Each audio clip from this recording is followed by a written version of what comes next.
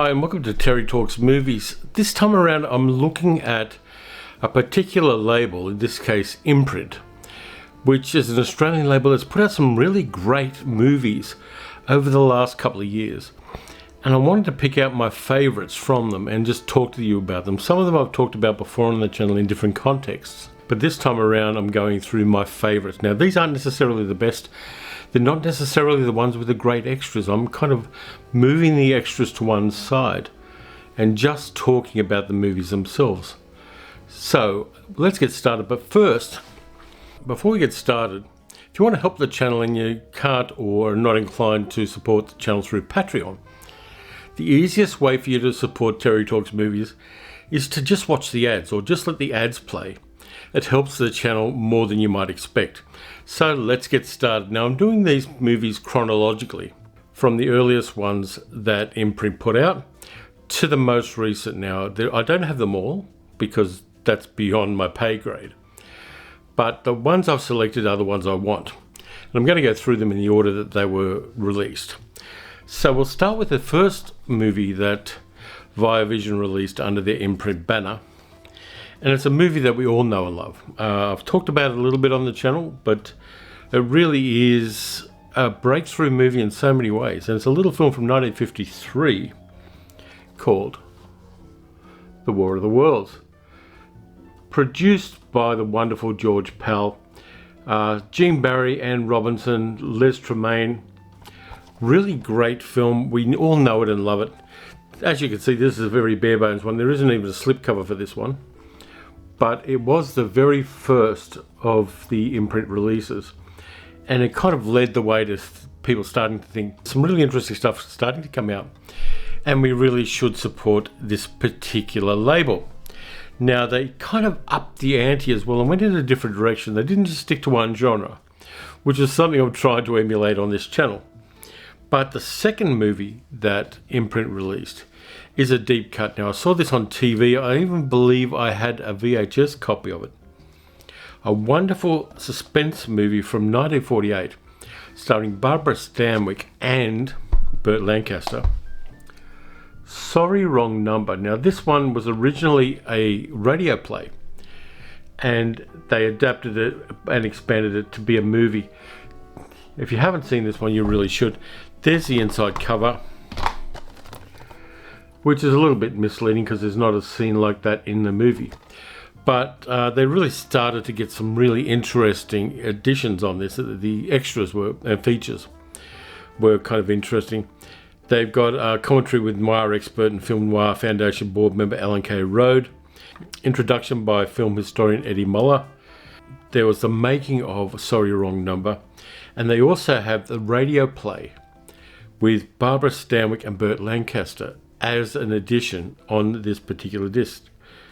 And there was also another radio play version of it, which was recorded in 2009, which is on there as well. So the additions that IMPRINT was starting to put out were really useful. They were sailing it to the movie. And there's the back cover. Really, this is where people started really paying attention to IMPRINT. Now, again, this is one that people love. It's the 12th of the IMPRINT movies. I don't have a whole bunch of them, but I've got a number of them. But if you don't have a copy of this 1968 movie, you've got to ask yourself, why not? It's got directed by Mario Bava. Ennio Morricone did the score for it. It's a wonderful piece called Danger Diabolik with Marissa Mell, Michelle Piccoli and John Philip Law as the titular character. This looks great on the screen. I've played this on my 4K player. I've played it on my Blu-ray player. And Danger Diabolik, which is incredibly wonderful, is definitely one of those movies that should be in your collection if you're a cult movie buff in any way at all. The inside cover is pretty damn good as well, with that beautiful Fumetti style of artwork. Let's see what's on the inside.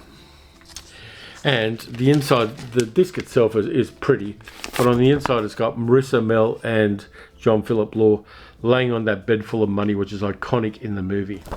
Again, it's that quality and it's that attention to detail that the better releases have, and there are a number of companies starting to do it because Blu-rays are starting to be a boutique item. Not everybody is buying physical media now, so companies that are producing really high quality physical media are starting to pay attention and are starting to think outside the box and starting to look at the additions and the extra things they put on. And we as audience members can only benefit. We buy the things because we love them. We love the movies.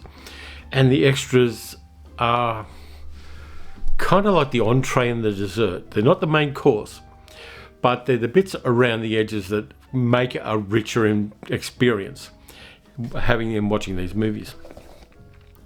Now, the movie that came directly after Danger Diabolik, which was number 12 in the imprint list, was from 1975, a movie about Hollywood. A little thing which, if you haven't seen, you've got to see this. I'm serious about this. If you're a movie buff, you've got to see this one. The Day of the Locust, which has William Atherton in it. It's got Karen Black. It's got Donald Sutherland. It's got Jackie Earle Haley when he was a kid in a really unusual role. And it's one of those dark and apocalyptic movies about Hollywood. If you haven't seen this one, in some ways I envy you because you've got the whole first-time experience to come. There's your back cover on it. The Day of the Locust is not necessarily a love letter to Hollywood. It's more like a poison pen letter to Hollywood. There's a nice little kind of film noir, Art Deco internal cover on it. There are a lot of extras. There are a lot of good extras on this one, including some stuff from Kim Newman and an audio commentary by Kat Ellinger, which I highly recommend. And also, Kat Ellinger's got a Patreon. I'll link to it in my notes for this particular video because I think that she's one of the film commentators who you really should support. And so I'll post a link to her Patreon because I support it. And I think if you're a film buff, there's value added there if you throw a few dollars her way every month. But yeah, 1930s Hollywood as an apocalyptic scenario, really interesting. Now this one is a kind of vulgar pleasure of mine. It is the number 28 in the imprint label from 1977. And I love the soundtrack of this one, which has some kind of interesting things. Soundtrack's partly by John Barry and partly by a whole bunch of calypso artists. It's a little film called The Deep. It came out 2 years after Jaws, based on a Peter Benchley novel, just like Jaws. It's got Jacqueline Bisset, it's got Nick Nolte, it's got Lou Gossett Jr. in it. It's got Robert Shaw playing a guy who's got this groovy name, Roma Treese. It's about sunken treasure and the sunken treasure under the sunken treasure. There's the back cover. There's the inside cover. People remember this movie mostly for the wet t-shirts scuba diving that Jacqueline Bisset did. But there's a lot more to it than that. It really is one of those 1970s adventure films, which was popular at the time, but that hasn't really necessarily dated since then. You can still enjoy it as a good, solid adventure film, but it's one that's been kind of marginalised because of the popularity of Jaws. It's kind of good that Imprint, though they haven't done this to the extent that I'd like in some ways, started releasing a couple of comedies. Now, this is number 42 in the Imprint label. A movie I have loved for a long time. I did have it on VHS. I saw it on TV back when the world was young. A comedy satirising 1960s America, and there was so much to satirise at the time. The President's Analyst with James Coburn, Seven Dardens in it as well. It's also got William Daniels. Really groovy movie, directed by Ted Flicker. There's the back cover, which shows you the kind of production design it's got. And there's your internal cover. It satirises Cold War America, it satirises gun culture, it satirises corporate malfeasance in a very interesting way. And James Coburn had a lot of fun in this one, you can tell. It really does have a very 60s vibe about it, but it's a 60s vibe without the cringe. It's not cringeworthy at all. It's a very groovy movie, and if you haven't seen The President's Analyst, again, good, because you've got the opportunity to see it for the first time. Now this one's a 3-disc set of 3 movies that Imprint put out. There's 75, 76 and 77 in the Imprint label. I did a video about these movies before Imprint put these out. I had the DVD versions and I did a video about them. It's one of the most popular videos on the channel.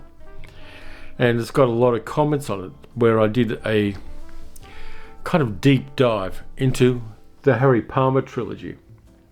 Now, before anybody starts whinging, yes, I know there were 2 subsequent films made in the 1990s, which were shit, basically. They diminished the character. They were cash grabs by the people who had the rights to it.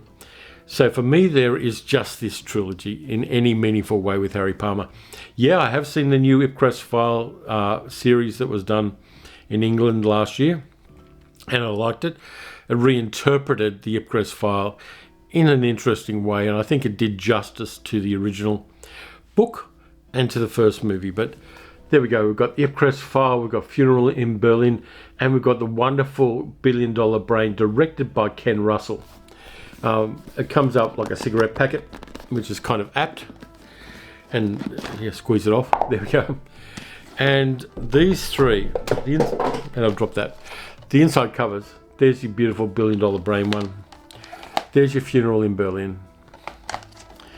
There's $1 Billion Brain. And I'm not sure which one I love more. I think the first and the third ones are the ones I love most. But Funeral in Berlin's also got its charms. So yeah, the Harry Palmer movies are in some ways more typically 1960s spy film than even the James Bond series. I think that there's a kind of grassroots working class depth to the Harry Palmer trilogy that the Bond films didn't have. The Bond films were the Playboy philosophy in cinema, whereas this one is much more grounded and much more real world in a sense than the James Bond movies have ever been. And it's a really nice package too. It's beautifully put out, tons and tons and tons of extras. You should have this. Now, we then zip pan to 116th release by Imprint. And it's a movie I've liked ever since it came out in 1973. I saw it in the State Theatre in Sydney, and it blew me away because of the ending. Now, doesn't matter whether I spoil it or not, but you know I'm talking about The Wicker Man. Anthony Schaffer's movie based on his own screenplay, and it beautifully blends folk horror and music. It's got Christopher Lee in one of his best roles. It's got Edward Woodward in his best film role as well. Ingrid Pitt's in there, Britt Eklund. It's sensuous and horrifying at the same time. There are a whole bunch of beautiful locations in Scotland, which are as much part of the film as anything else. And then, of course, there's the iconic Wicker Man. And this is a big box set. It's got Wicker Man, the final cut in it, which is put together from various sources, so the quality does vary a little bit. There's the theatrical cut and the director's cut, which are very different as well. And the lovely thing about this is you also get the soundtrack in there. And the soundtrack to The Wicker Man. There's also documentaries in there. The soundtrack's in there as well. See, it's on a 2-disc thing in there. But there are tons of extras in there, plus the soundtrack as a CD. I kind of like getting the soundtracks with the movies that I get. Saves me trying to hunt them down later on. And it's such a useful value added where people are able to do it, that I recommend that every movie comes out with its soundtrack, good or bad.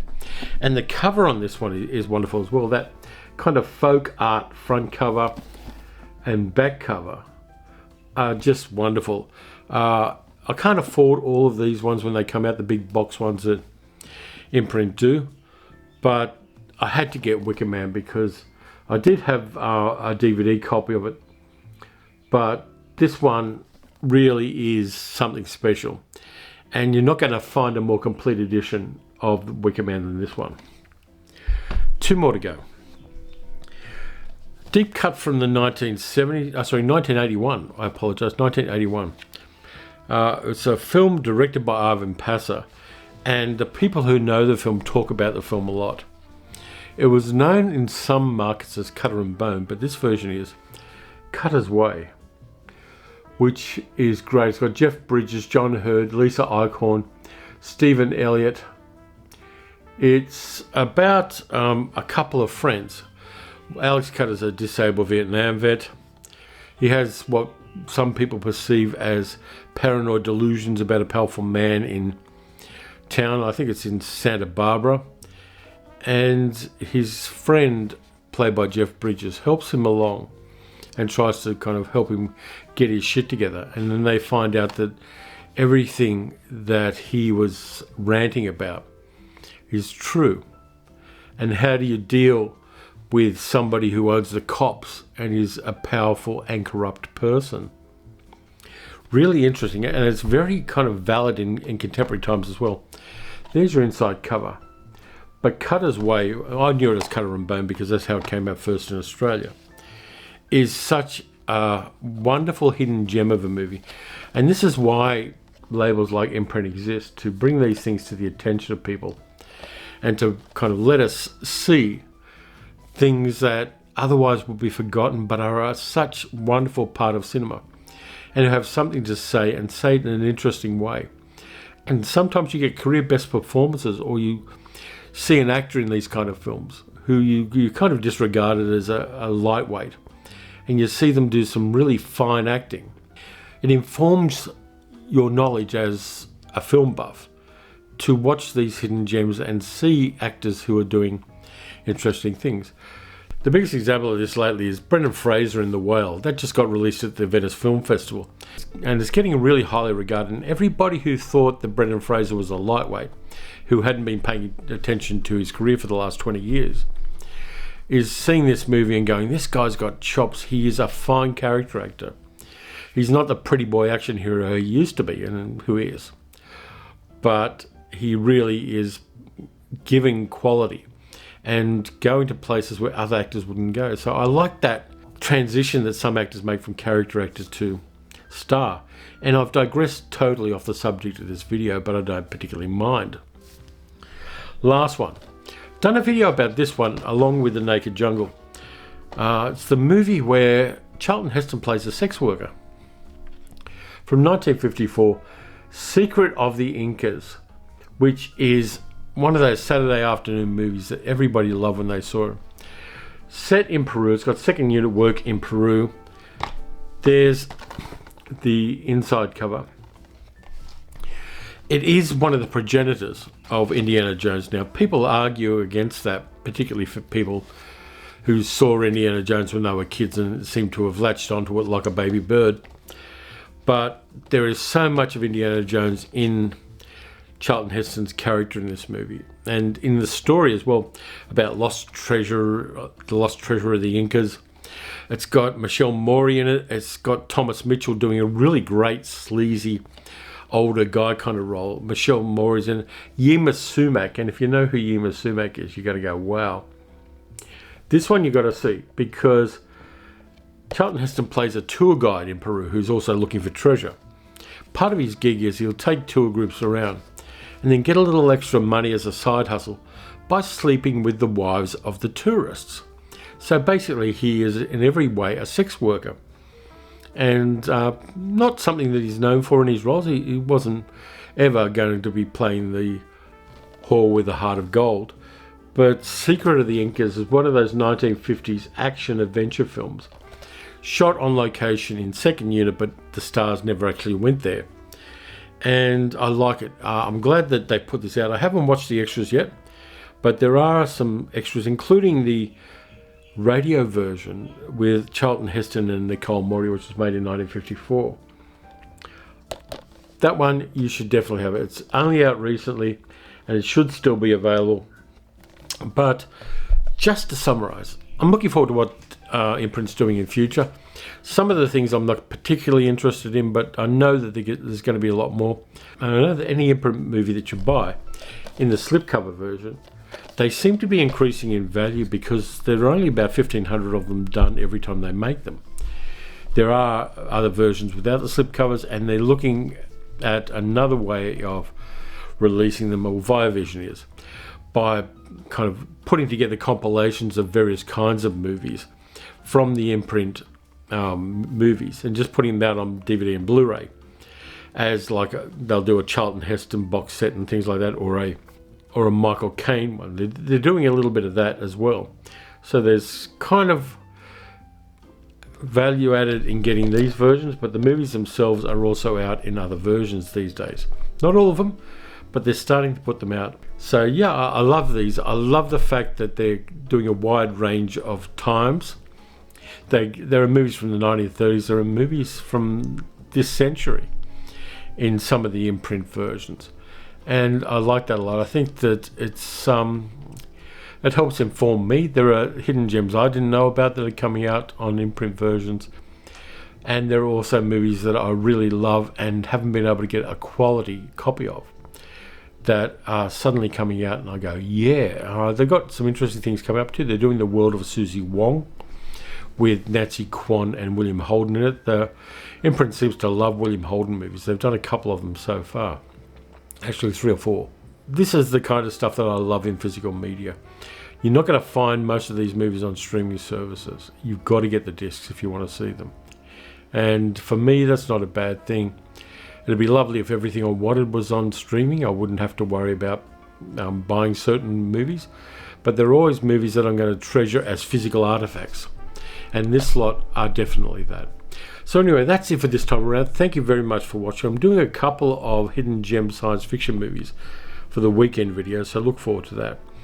If you haven't already, please subscribe, like, and hit the notification bell. Let me know which of these movies you really like, because people bring to movies different perceptions, and I like people discussing them in the comments. You can also support the channel by going to patreon.com/paleocinema and donating there. The weather's starting to warm up here, and at the moment, unfortunately, I'm in lockdown again because we just had to have a PCR test. My father-in-law Peter has got COVID, and he was around here a week ago.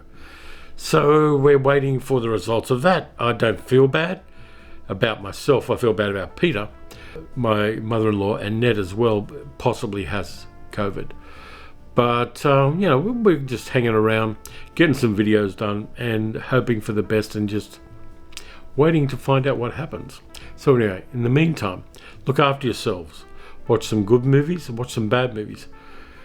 Buy some movies that are hidden gems that have been recommended by incredibly well-curated companies. And I'll catch you next time.